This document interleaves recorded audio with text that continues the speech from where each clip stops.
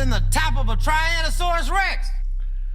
How did I never notice that there's an 808 in there? Oh, I just added one. Don't worry. Higher than the top of a Tyrannosaurus Rex. Higher than the top of a Tyrannosaurus Rex. Higher than the top of a Tyrannosaurus Rex. Hey. Oh, I fucked it up. Hold on, I got it. Higher than the top of a Tyrannosaurus Rex. Hey. Higher than the top of a Tyrannosaurus Rex. Hey. Higher than the top of a Tyrannosaurus Rex. Hey. Yeah, that boy big. Yeah, surfing through the jungle. My Tyrannosaurus. Using my third eye, I called it the Eye of Horus. I got ready, man. I was ready to bar out. He started barring out by trying to rhyme Tyrannosaurus with jungle and then stopping. No, Tyrannosaurus, and then I round it with Eye of Horus, which I feel like is pretty good, honestly. That's decent. That's decent. What's going on, man? Did you see the Facebook groups trying to get me to rap battle a ghost horse? Pardon? Yeah, the Ghost Facebook horse? group is trying to get me to rap battle a ghost horse. Like a real horse that thing. has died? No, apparently there's some tradition in damn. Now I'm gonna fuck up some country's tradition, and I'm not thrilled about that happening. I think it's like the Netherlands or something. Okay. But I'm trying to find this post you're talking about, but apparently it's a Christmas tradition where this like skull of a horse with like a cloak over it comes to your door and basically asks to come in. It's a Welsh tradition. Welsh. You know, I was in the rough vicinity. Yeah, well, you know, over there. Over there. Across the pond-ish, but not too far.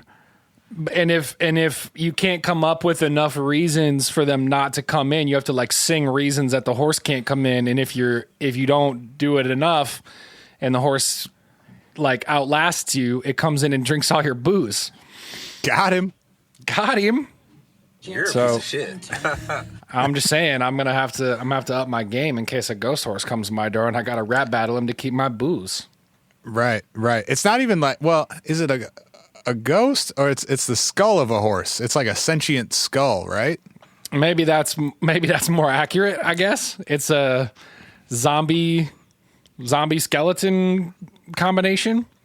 Yeah, it's like a horse skeleton. But like if the skeleton is moving around and like rapping, that's a horse, right? It's an animal. Fuck, that's a ghost, right? He's like, close enough to a horse. Today. Roughly a horse. Dude, roughly a horse, put it on the list. That's how hard I'm struggling today. I tried to say something about a sandwich cookie in reference to Nutter Butters earlier today. Okay, like it. And I called it a cookie sandwich, which has a very different meaning. That would be like like two pieces of bread with cookies in the middle. I suppose.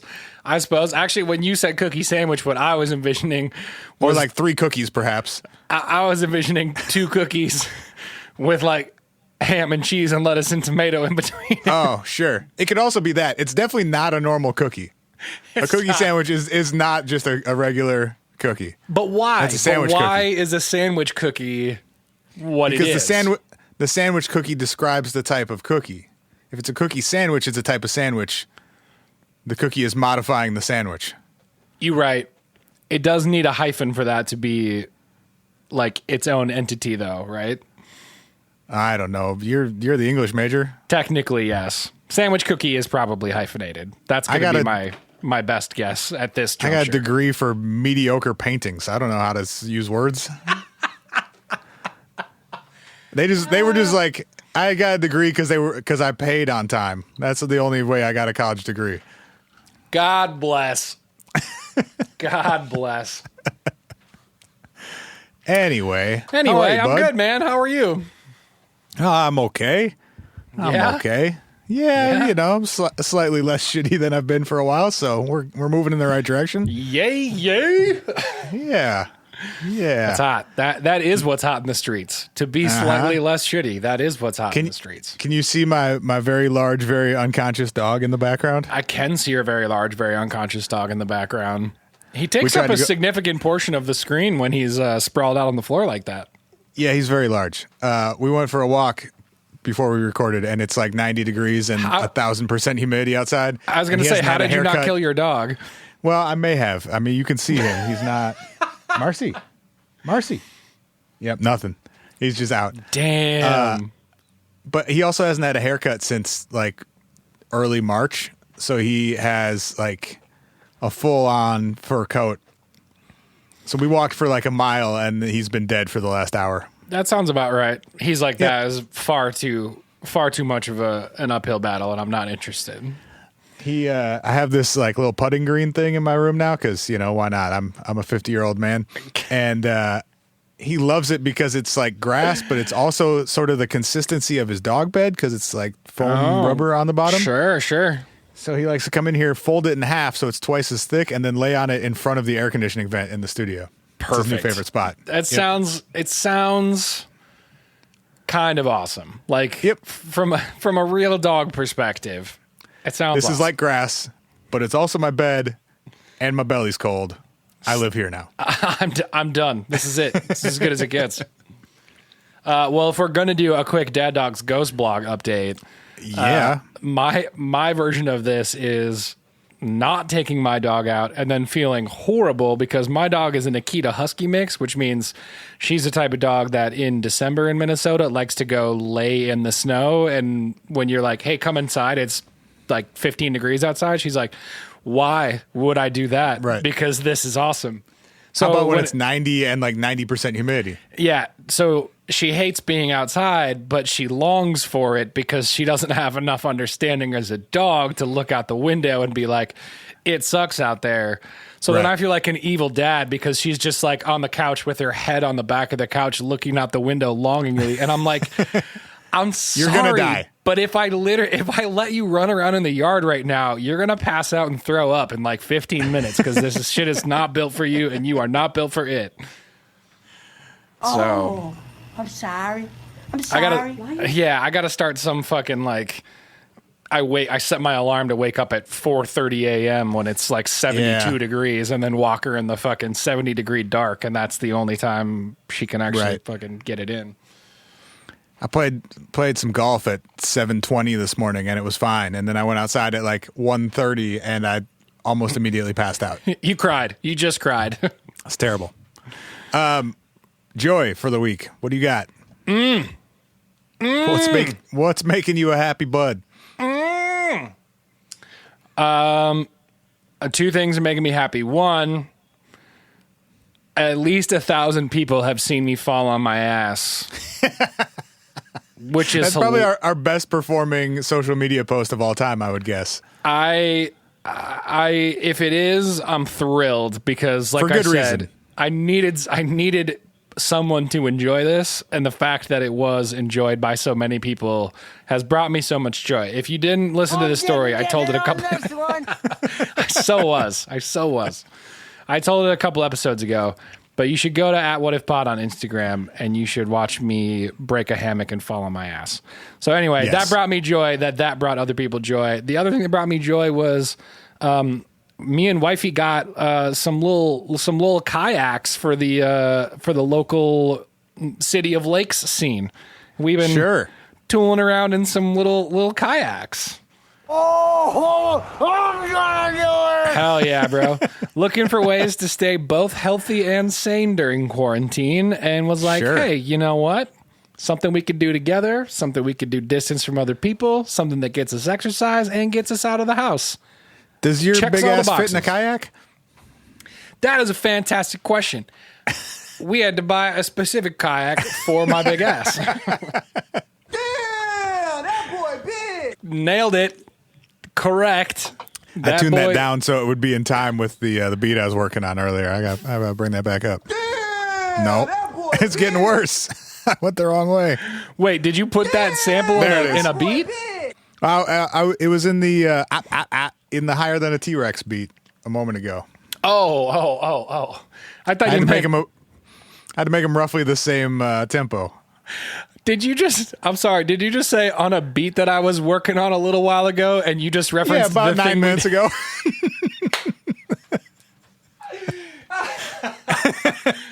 That's fantastic. Yeah, you were there. I was there. That's but awesome. yeah, man. Have you been out on the lake scene yet? We have. We went out on Sunday.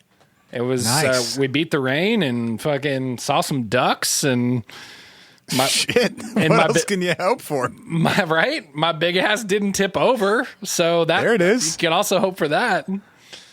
It's a pretty solid day. That's not bad, man. I've had much worse days. Facts. Big facts. Some days are shit. Some days are good. Facts. Some days you're on the water. Some days you're in the kayak. Some days you're in the lake.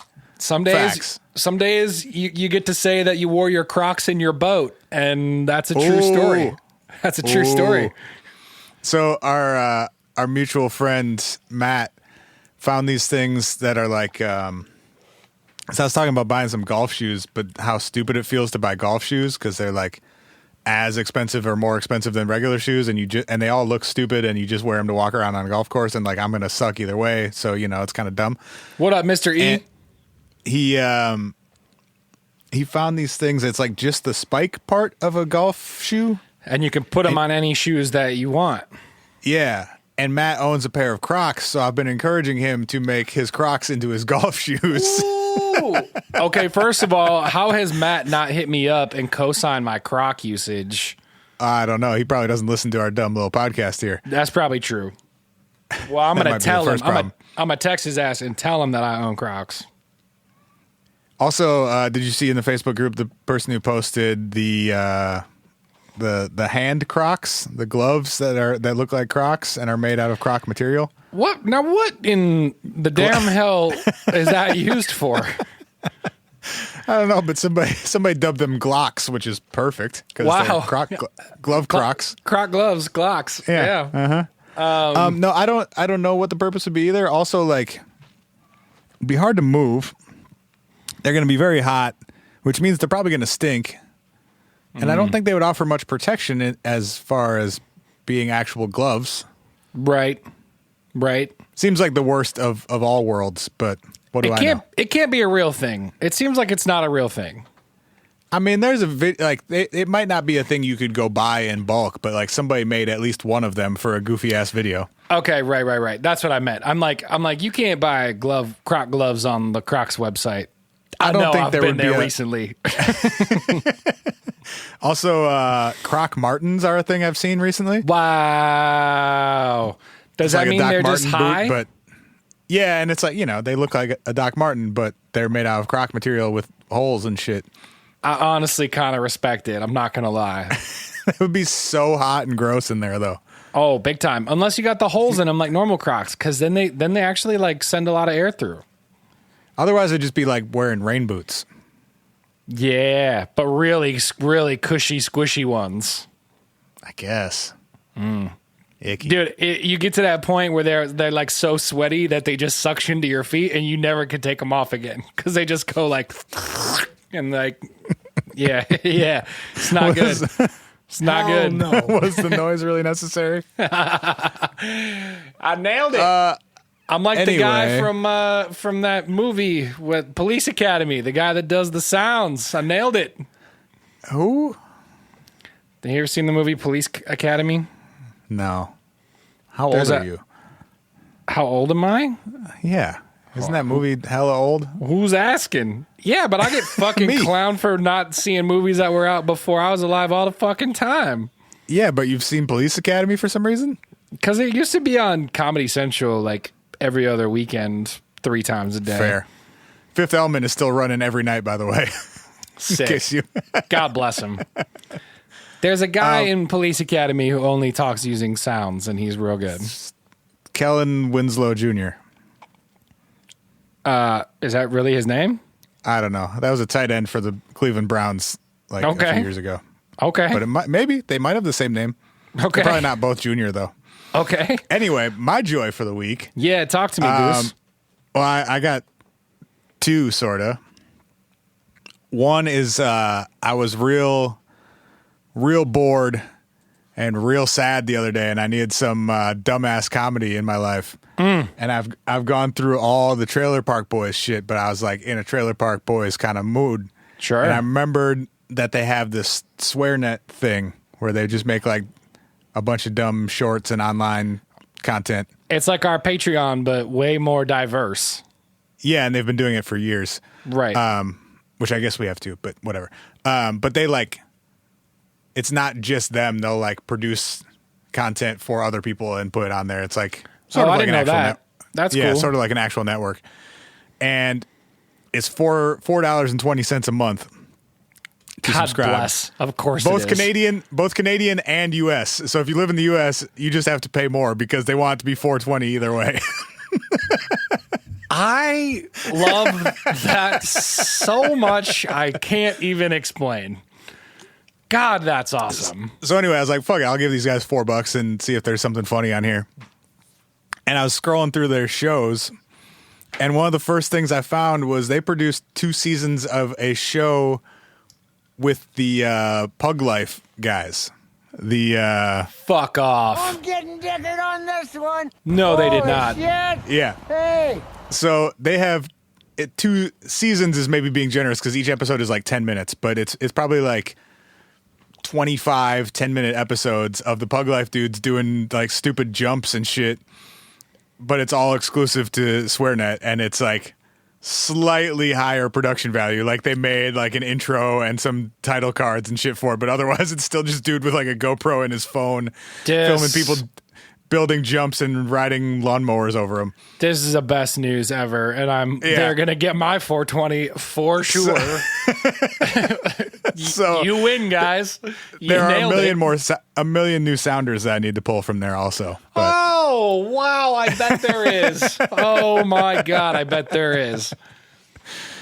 At a certain point, we're just going to have an exclusively SwearNet Sounders board. I mean, yes. We almost do already between that shit and the Trailer Park Boys shit, but there's just an unlimited supply now. You love to see it. You absolutely do. One is that, and the other is a film that I've been working on for like the last 9 months.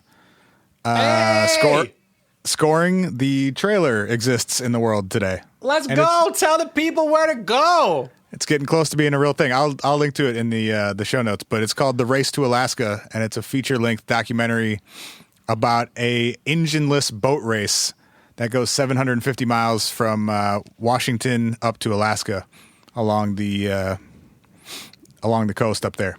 Hell fucking yeah, So- it is. Yeah, it's pretty those fun to have a thing I've been working on since like November be out in the world, or be one step closer to being out in the world. I feel like we've talked about this obviously many times before, but we haven't talked about it recently, that Spencer's a professional musician. Like, yeah, we do this, but Spencer's a professional musician. So when he says scoring a feature-length documentary, that's what that means for those of you who don't understand entirely what that means. I wrote like 90 minutes of music for a film that soon you can watch. That fucking beats ass, and I'm very excited to watch it or listen to it. Yeah, they put out the trailer today, and they're doing a little Kickstarter thing to pay off the last little post-production stuff. Sick.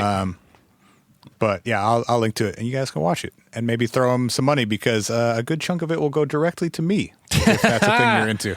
Support the homies. Let's go. But yeah, man, it feels good to finally have a thing out there. Hell yeah. Love it. Congrats, dude. That's tight as hell. Thanks, man.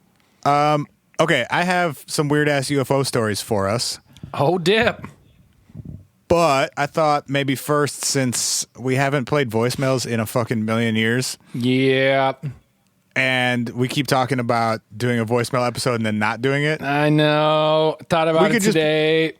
we could just play a few and laugh about them, and then we'll still have a million more if we want to do a voicemail episode later. I like where your head's at. Sick, bro. Sick. LFG. all right. Let's see what this is. Hey, it's Garrett from Jersey again. Sorry to bother you guys. I know it's a bit late. Well, anyway, on the East Coast it is. This is not a real phone. Don't worry about it. Don't worry. But anyway, I am super freaked out. So every night I sit out by the fire, just looking up at the sky, something hoping aliens are just there, something like that. And anyway, there's two shooting stars, and that was pretty cool. But anyway, getting to the point of the story was I saw this blue light, this blue orb far out, like far. It looked like the size of a normal star, but it was blue, bright blue. And I caught it for a split second as I looked up from my phone because I was watching some stupid YouTube video. And I look up from my phone, catch it for a split second, it fades out, it's gone. So at this point, I'm thinking, okay, David Politis, all right, one of the things he said was, you don't hear any animals. I hear no animals. Granted, might just be because it's night, but, you know, you still hear something, crickets or some shit like that. Nice. Anyway, all right. If you guys don't hear from me in the next couple of weeks, you know I'm abducted. All right. Peace. See you on Mars, boys.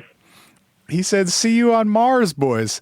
Thanks, Garrett. Hey, can we grab just the end of that for like the outro of all of our episodes? So if you don't hear from me in a couple weeks, I've been abducted. That's just how we. That's how we close every episode from now on. That was June 22nd. When should we start worrying about Garrett? I don't know. Garrett calls back, but don't cover up your microphone this time and tell us that you're okay. Yeah, that was tough to understand. I heard most of it. He saw a blue light in the sky, and then it blinked out, and then he didn't hear any sounds, and then he thought he was going to be abducted, and something about David Politis. And look, I get it. No, he was. They were saying that Politis was someone who has said that, like, when weird shit happens, people stop hearing shit. I think was the point of separation. Point of separation. The boulders. Shit went bad real quick. You know what I mean? Okay, let's try this one. Hey, Sweary Boys. Hi. Debbie from Seattle again. Hi. And Hi. I just needed a favor. I'm watching this Trump rally bullshit, and I need to know, can I borrow the what's happening? Because, like, what the fuck is happening? Sleep tight. Love you, bye. Can I borrow the what's happening? Is that what she said? What's happening? Oh, riff. You're too loud, bud. Borrow the shit out of that. It's a great question. I love that we got hit with "It's me again" when we for sure have not listened to your first voicemail. Well, you know, that's okay. You know, I've played a lot of poorly attended shows in my life, and I decided to just quit playing shows. So maybe Trump should try the same thing. Yeah, got him. Feels bad, man. Feels bad. You should probably just quit. It feels bad. You should just quit. It means people don't like what you're doing, bud. Maybe hang her up. All right. What do we got here? Hey guys, this is Matthew. I just listened to your episode about the angel hair aliens. What's up, Matthew? And yep. So you got this jellyfish looking UFO, and then you got looking ass boy, this slimy goo falling from the sky, full of microscopic little jellyfish aliens. You know what that sounds like to me, man? Dude, that sounds like panspermia. We just seeded. When those boys evolve and grow up, they're going to be like a superior race of aliens that are going to take over the planet. That's just my take on it. That sounds like we just got seeded. Y'all take care now. Good luck. Good luck. Good luck to you too, player. Goddamn, I'm scared now. It's raining motherfuckers. It is raining motherfuckers. God damn. It's raining mofs out here. It's raining motherfuckers. Yeah, I mean, that's one way to do it. We got panspermia'd. That'll happen. Life comes at you fast. I don't literally life comes at you fast. It's raining motherfuckers. Okay. Oh, Jesus. Let's try this one. Hey, it's Sophia again. Hey, this time. Sorry. I'm probably not going to see if you just leave us 2 voicemails in a row because it's just a bunch of strings of numbers, and I look at them like once every 3 months. and we get a lot of them. Sorry. The agains are tough. Sorry, Hey, gang. it's Sophia again. Hey, this time I got a beat. That was really exciting.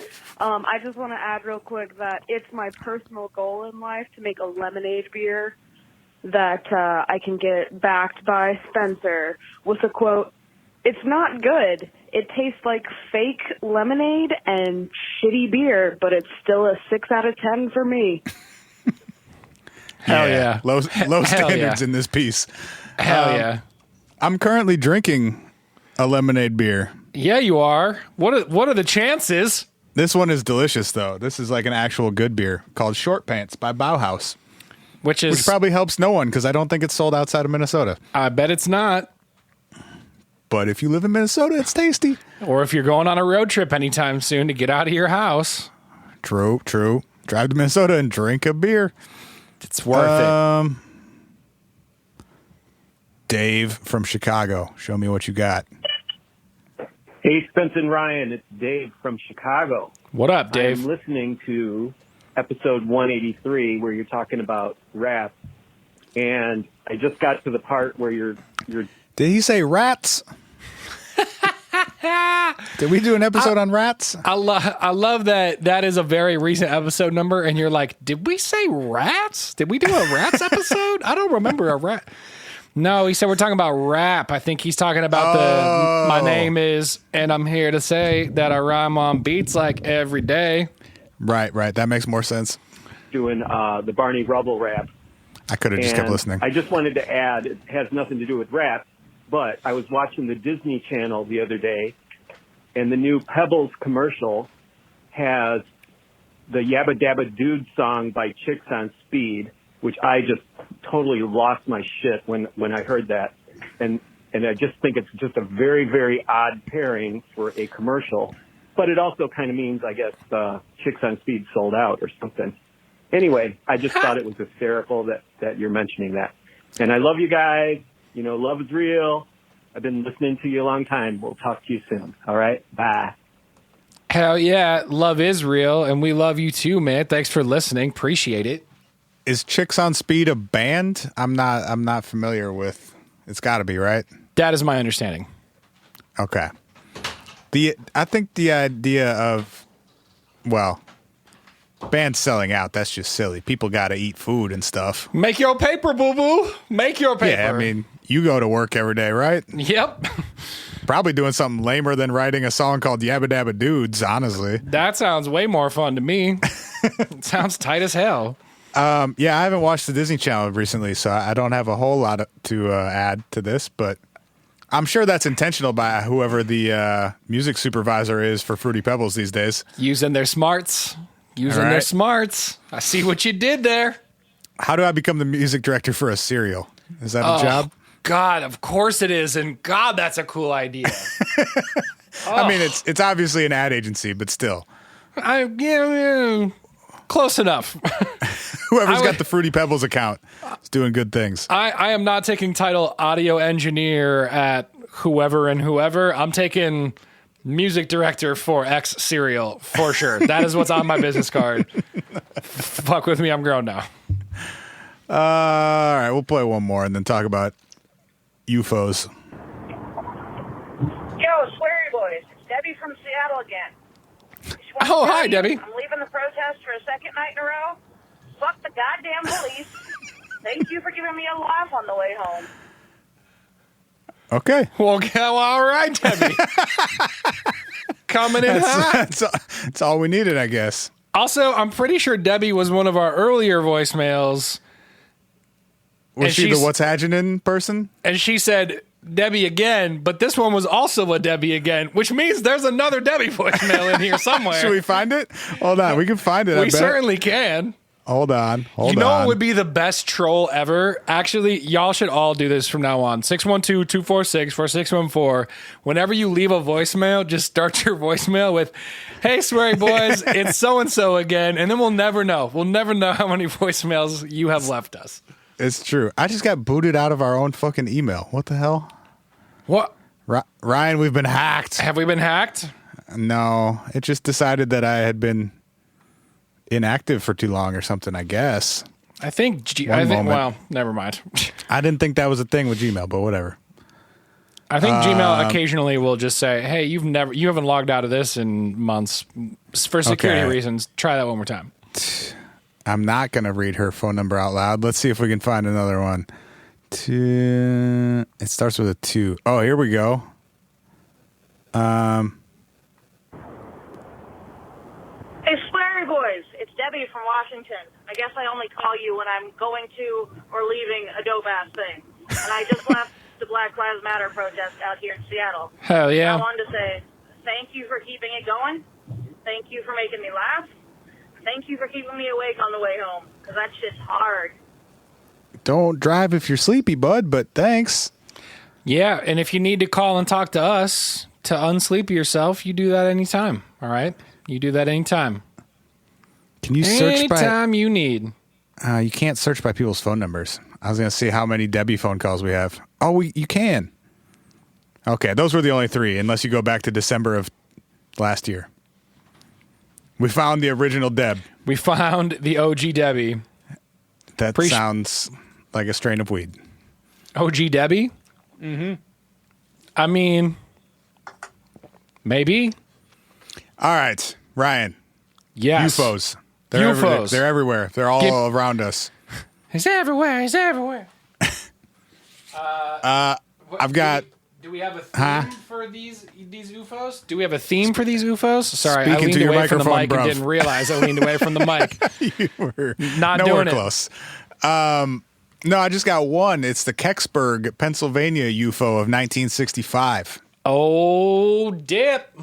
What in the Kecksburg is a Kecksburg? I'm going to crack my fucking second fruity beer of the evening here. Grip it and rip it, bud.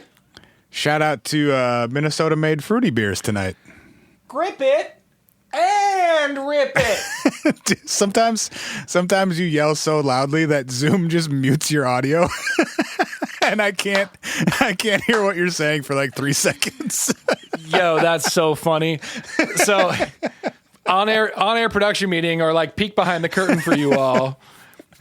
So I'm in my earphones, and that's how Spencer hears me through a Zoom, and I'm recording my audio into a microphone into my computer, and then we just match our audio files up after we're done having our conversation. So I have to lean way away from the mic to yell so that what you just heard doesn't sound insane and like totally fuck your ears up. But simultaneously, it is also still that loud for Spencer because it's coming into him through my headphones. So Zoom does really funny. They do some automatic, like, if your shit is quiet, it'll mute it. It like gates it. But also it does the opposite, where if you're too loud, it just like turns your audio off until you get back to a reasonable volume. So now I want to know what happens if I step fully away from the microphone and I yell for like 10 seconds. Like, will it just mute everything for 10 seconds? I mean, go ahead. We can find out. Hey, man, what's going on? Can you hear me? I heard you up until the hear me, and then you cut out. We got to find out like exactly what the decibel threshold is. It for sure it is one. Out. It's got to be. There's got to be. Yeah. If you get up to like 45, it just turns your shit off until you get back down. It shuts down. It says, this is obviously a mistake at this point. Oh, boy. Anyway, in December 9th of 1965, near Kecksburg, Pennsylvania, which is about 25 miles southwest of Pittsburgh. 10-4. Thousands of people across 6 U.S. states and parts of Ontario reported seeing a green fireball streak across the sky. Some people who were close to it said it made a humming or hissing noise and had vapor coming off of it. What? And it made several turns before eventually landing in Kecksburg, Pennsylvania. Turns? As in, this thing did not move in a straight line. It made several turns on its way to Kecksburg. That's not a moon. It's a space station. one witness in Kecksburg said, quote, "It did not fall, it was controlled." Damn. So this thing comes down in some woods in Kecksburg, and a bluish smoke starts pouring up from the place where it was seen to land. But it was green in the sky? Yeah, so it was like some people said green, some people said orange. It sounded like it was a ball, basically, with green and orange flame coming off of it, and then like a vapor trail behind that, so either smoke or steam or something else. Okay. You said this was at 6 p.m. I didn't, but it was late afternoon. Did you not? I thought you said it was at 6 p.m. No, I didn't say a time, but it was late afternoon, early evening of December 9th, 1965. So 6 p.m. was right regardless. You were right, but I did not say that, but you were basically right. Okay. Although wintertime. Maybe earlier, it was maybe a little earlier because it was still like light when this started. Oh, so it was still light. Maybe more like 4 or something. Okay. December 6 p.m. It's probably dark by then. Yes. The official story, this was looked into by Project Blue Book, is that a 3-person military team went out and looked in the area until about 2 a.m., didn't find anything, and concluded that people had seen a meteor. That's not a very big team. No, it's not. Hey, so here's what happened. Thousands of people across 6 states just saw a really intense, scary thing. So you 3 are going to go look into it. I'm sorry. Well, in their defense, parts of this do sound very much like a meteor. It's streaking across the sky. There's like flame coming off of it. It was seen across a pretty wide area. It came down somewhere, right? Like that could be a meteor for sure. That's for sure what I was thinking until you said it turned. The turning part is concerning, yeah. There are some other reasons to think it may have not been a meteor. One witness said that they originally saw it from several miles away, and they were able to watch it for several minutes and guessed that it was moving at the speed of about a small airplane. So, which is way less fast than that stuff would normally move, right? Yeah, I mean, you're not going to be able to stand in one spot and watch a meteor for several minutes. Right. Like, that's just... Physics does not work that way. That same person also said that they saw it at a height of about 200 feet for most of that time. So, again, if a meteor is... It's either coming to Earth pretty quickly or it's burning up in the atmosphere pretty quickly. It's not going to stay at about the same elevation. Yeah, that's like a flight more than it is anything else. Yeah. Not a crash. Right. I mean, it did eventually come down, but like it appeared to be in some sort of controlled flight before it came down. Yep. Another witness described a bluish fireball and said, quote, "Looked like it wanted to go over the mountain, but it couldn't. It hesitated, then took a U-turn and went down near Kecksburg." Okay. So this is 10 times weirder because, like, a turn is one thing, like if it's arcing across the sky or something like that. A U-turn is very different. A U-turn is like, that's a, you're not going to mistake a meteor for a U-turn or a U-turn for a meteor or whatever. Right. Like, yeah, meteors do not turn, especially 180 degrees. Hey, bro, really quick good news. Your dog is not dead because he just moved for the first time in the last 40 minutes. So, sick. He's just a very good boy. He's just chill AF. That's all. Good job. Do you ever think that when your dog does something? Because I do. Good job. Yeah. Yes. Okay. So a third witness, claimed to see this object ascend at one point. Okay. Again, squarely also not something meteors do. Yeah, squarely in the non-meteor camp here. They do not typically ascend after descending. They do not. most of these quotes are coming from a Amazon Prime documentary that is kind of hilarious in how it was produced, but has some good info, called Kecksburg, The Untold Story. Okay. What, are the Produced- quotes from actual humans? Yeah, as opposed to... I mean, did they literally interview people who saw it happen, or Yes, is that yes. Okay, So because I don't have all of their names associated with each quote, but the film is made by Stan Gordon, who was one of the primary investigators of this case. Got it. And he interviewed and filmed interviews with a bunch of witnesses to the case. Word. I just meant sometimes there's in those documentaries or whatever, there'll be picture of a random person, name attached to random person with text on screen, and it's yeah, I'm getting catfished right now, I think. He filmed interviews with 21 different witnesses, and I just didn't write down each person's name with each quote. Dip. Okay, that's tight. Okay, so one of them claimed to see it ascend. WHJB radio started getting calls about, quote, a saucer, UFO, or something else starting at about 6:30 that night. Okay. And they started reporting on it and ended up getting over 100 calls or 100 separate reports throughout the night of people seeing something flying around in the sky. 400? 100. Oh, 100. I thought you said 400. No. And in what area got those calls specifically? I mean, this is in or around Kecksburg. I don't know. Okay. Let me see if I can type. You ever be one key off on your keyboard and type just complete gibberish? Oh, of course.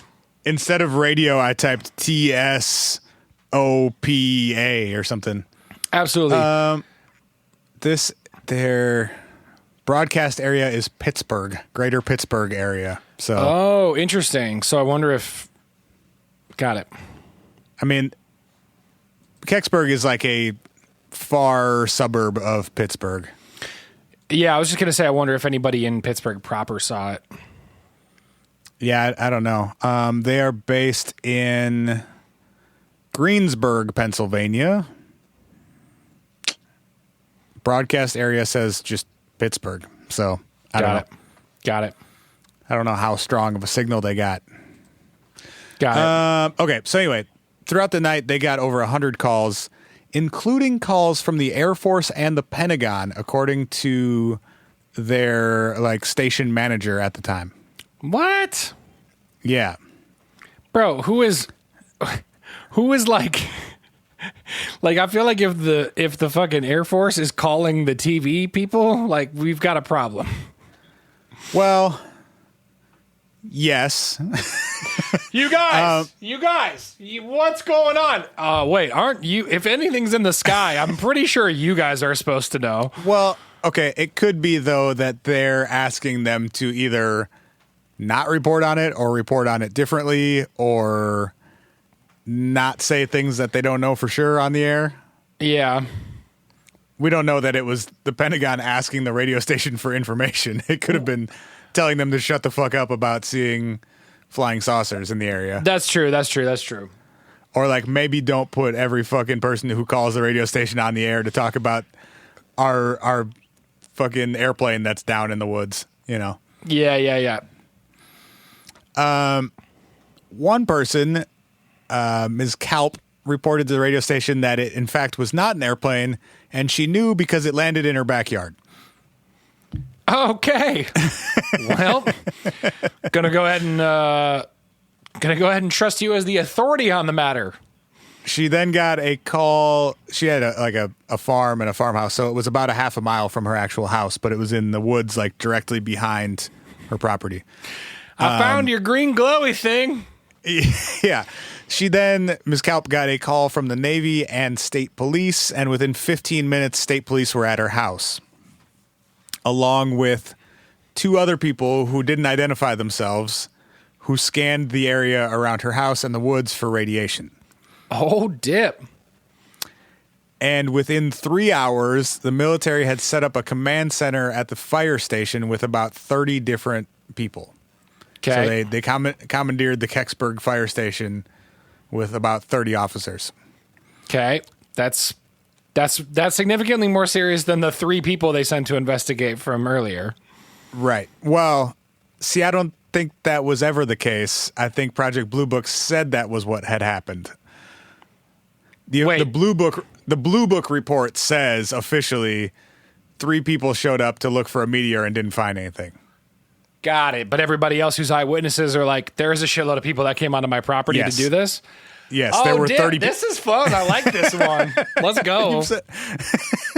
I think we were talking about Good Place off air, right? That was before we started. That was off air. That was before we started. Because you've said "oh dip" like 5 times now. I think you're right. You're right. I think it's because we were talking about Good Place, and I think I started recording with an "oh dip," and now I can't stop.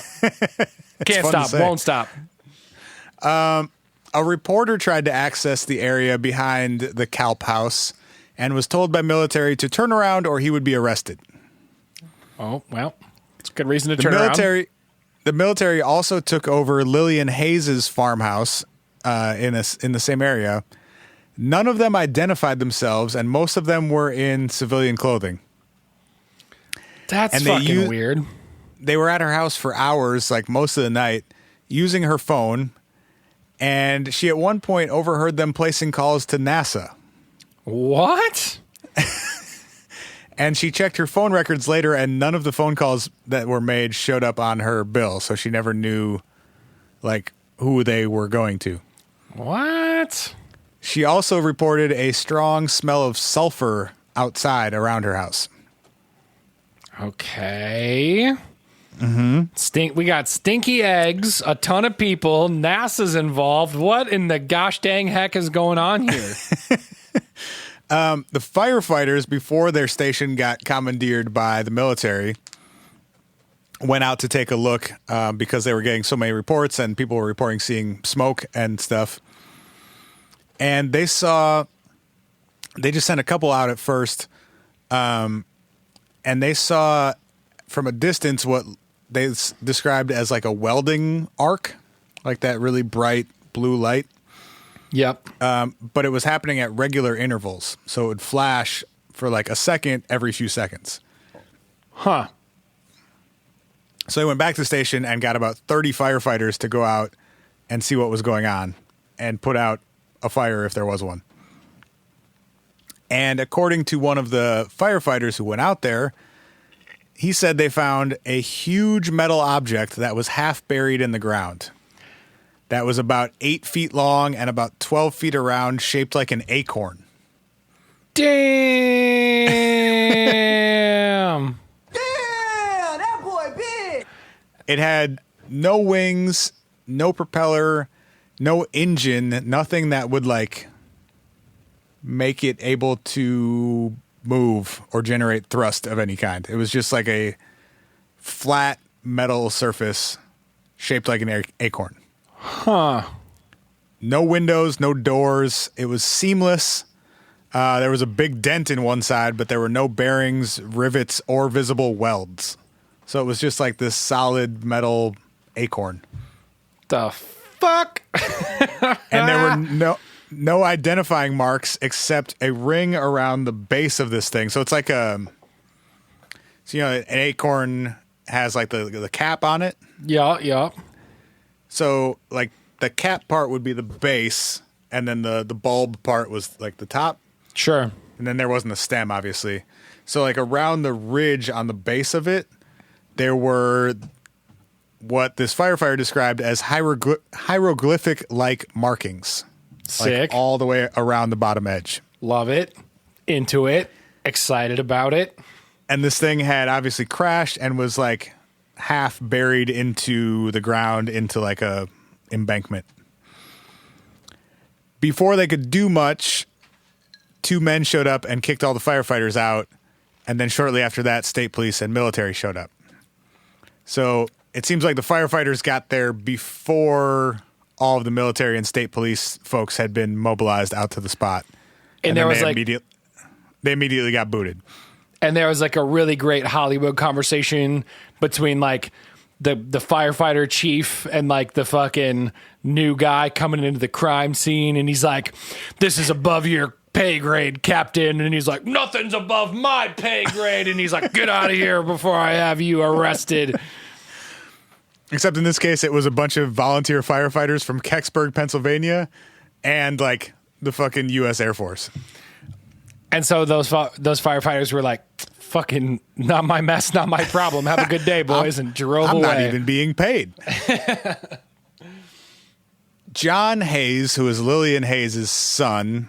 So the military took over Lillian Hayes' house for the night because it was close to where this was going down. Her 10-year-old son, who was, obviously an adult now and at the time of this documentary that he was interviewed for, said he saw someone wearing NASA gear show up, and then shortly after, everyone else left. And then he ran up to his room and watched out the window as an empty flatbed truck drove past their house towards the area where that had been closed off, where allegedly this thing crashed. And then a while later leave with something the size of a Volkswagen Beetle on the back of it under a cloth. Which is about an 8x12. Right. So the thing about NASA that I don't understand, though, is I got to imagine there is no way that you can assess the danger of something like this in the amount of time it takes to get it, like, out of its hole that it's plowed itself into by landing. So wouldn't it be a military agency that would why would NASA be the ones responsible for this? Well, it depends on what you think it is. And obviously there was military there too. Right? So if you send military out first and they're like, well, this is obviously some space shit, let's get NASA in here. Or is this maybe like, first of all, A, is this NASA's? And B, is this another space agency's, and could we learn something from it by keeping this real hush-hush? Yeah, that's true. That's true. And one more thing, then we can get into conversations about what it is or what it might be, because some of it relates to that. Yeah. The last, I think, noteworthy eyewitness account is from a guy named Bill Weaver, who was just out at people drove out there once they started hearing about what was going on to just see if they could see anything. Sure. And this guy claims he saw a big box truck pull up. 4 guys in hazmat suits jump out carrying a 5x5 foot cube, like metal cube, and walk in towards where this thing had crashed. Some ET shit, bro.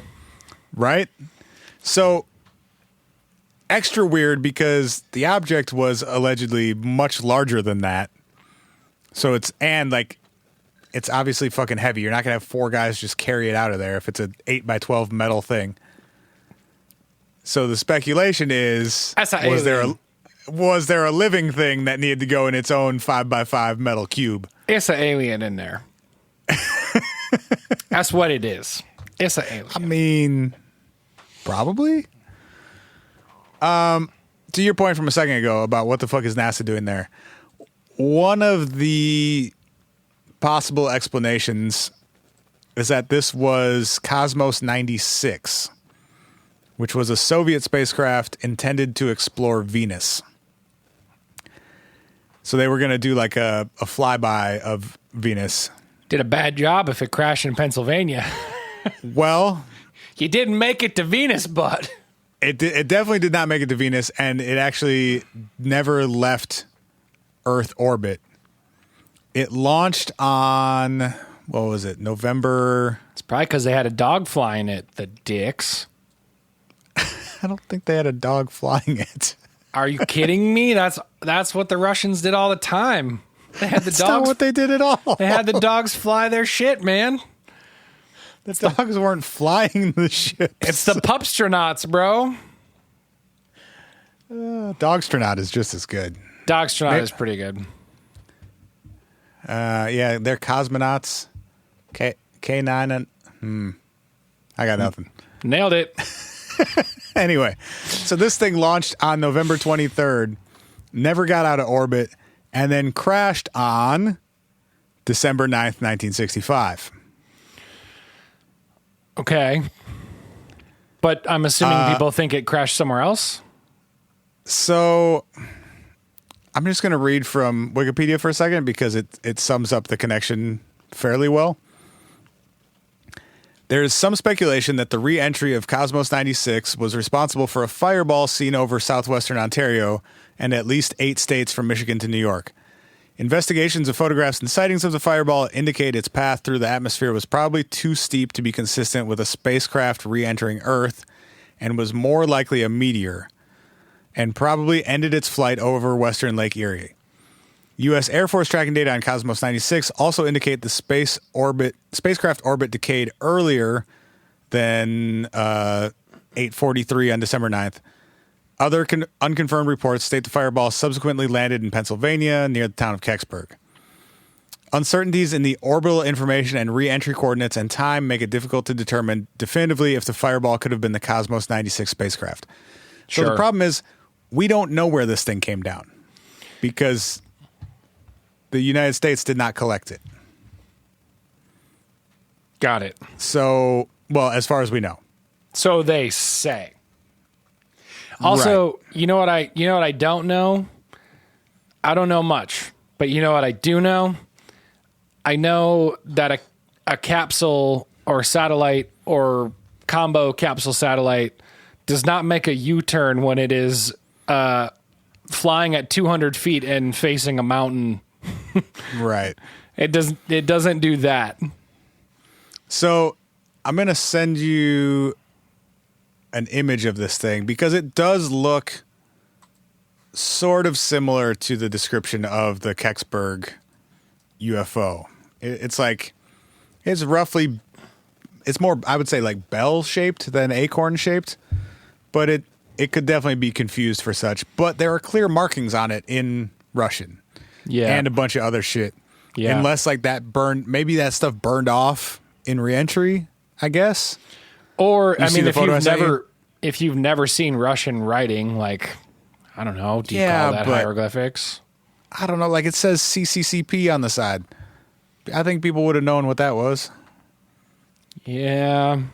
Yeah. Or like they would have recognized it as letters at least. Like it's still an alphabet. Yeah. And like this thing has satellite dishes and shit on the outside. Like it's roughly the right shape, but the rest of the story doesn't really add up. I also feel like, and again, I don't know anything because I'm pretty dumb, but I feel like from everything I understand about satellites, the way that they're constructed is like, yes, they have to be able to sustain their time in space, but they're not like a capsule that's meant to protect human beings. Well, it wasn't a satellite though. Oh, I thought it was a satellite. It was trying to get to Venus to do a flyby and get some info about Venus. Well, yeah. I mean, I don't know. What else do you call that? A spacecraft? I mean, I guess, but like, there's nobody in it. An unmanned spacecraft? I mean, a satellite. Yeah. Orbits Earth. This was intended to actually go somewhere. Well, I don't know. The picture you sent me says satellite on it, so I'm going with what the picture says. I don't know. Fair enough. It literally says the Cosmos 96 satellite, so I don't know. You know what? You're right. I guess the point I was trying to make, though, is like if it's not built to protect human beings, I feel like it's not necessarily built with like the same density of materials. I mean, if we're talking about engineering spacecraft, goddamn, are we unqualified to do that? We for sure are, but I guess the point I'm trying to make is I would be shocked if a satellite falling out of near-Earth orbit and crashing into a field in Pennsylvania is much recognizable by the time it lands. Sure. More than it is a heap of crunched metal. Like especially at night after it crashes when you don't know what you're looking at or for. Yeah, it feels like it would be really hard to be like, it was an acorn shape with these words on it. Like, I feel like it would be more of like a pile of metal and rubble, like crunched into the ground. I don't know. Who knows? The timing and the secrecy aspects make sense. Right. because if you're the U.S. government, military, NASA, and a Soviet spacecraft lands in Pennsylvania, you want to collect that shit before they do, for sure. Hell fucking yeah. And you probably you don't want anyone to know that you've collected it.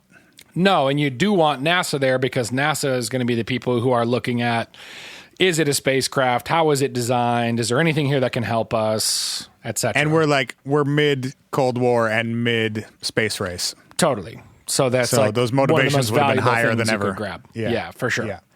And at the time, I think the Soviets were considered to be ahead of us if they were trying to launch shit to Venus in 1965.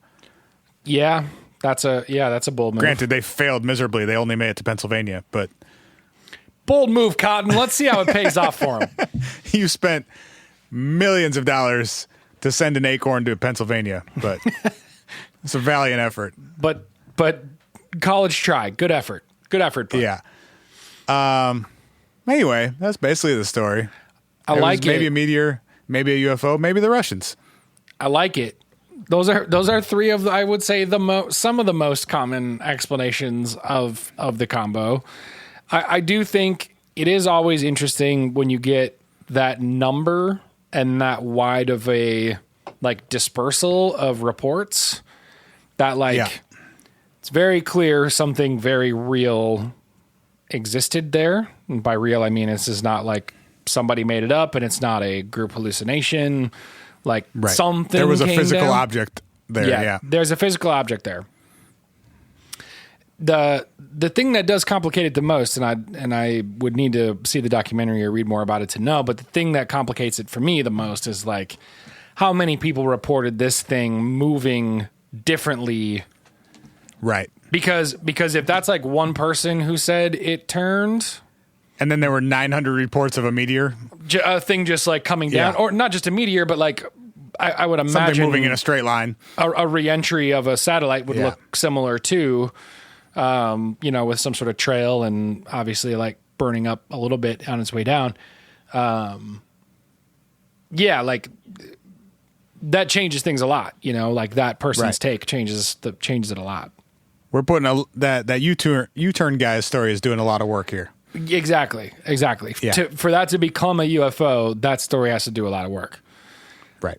But anyway, the other version of that, it was probably an alien in a box and a UFO. Here's hoping we get to meet ET one day. He's gonna be 300 years old. Yeah. Gonna be a little bored. I'm gonna bring him an In-N-Out burger. I'm going to be look, this is about as good as it gets here. Here's an In-N-Out burger. Get back in your ship. GTFO. Marcy's awake. We got to wrap it up, bud. Oh, Dip. He's moving. He's ready. He's like, Dad, let me out. I'm going to eat your microphone so quick. We love y'all. Thank y'all for listening. If you want to leave us a voicemail, again, if you want to be another again person, it's 612-246-4614. Hi at whatifpodcast.com is our email. We got a shop. There's shirts. You could buy shout outs on the show. You could buy posters. You could buy mugs. You could buy white bucket hats. So I went to add bucket hats right after we recorded last week. Damn. And they're fucking sold out of bucket hats. Shit. Or rather because of COVID, they're not doing longer turnaround items, i.e. embroidery. Sad. So I added some beach towels. You love to see it. Go get a beach towel at shop.whatifpodcast.com. It's at whatifpod on all social media. Join the Facebook community. We get weird in there. Go to patreon.com/whatifpodcast. Get more episodes. We love y'all. See you next week.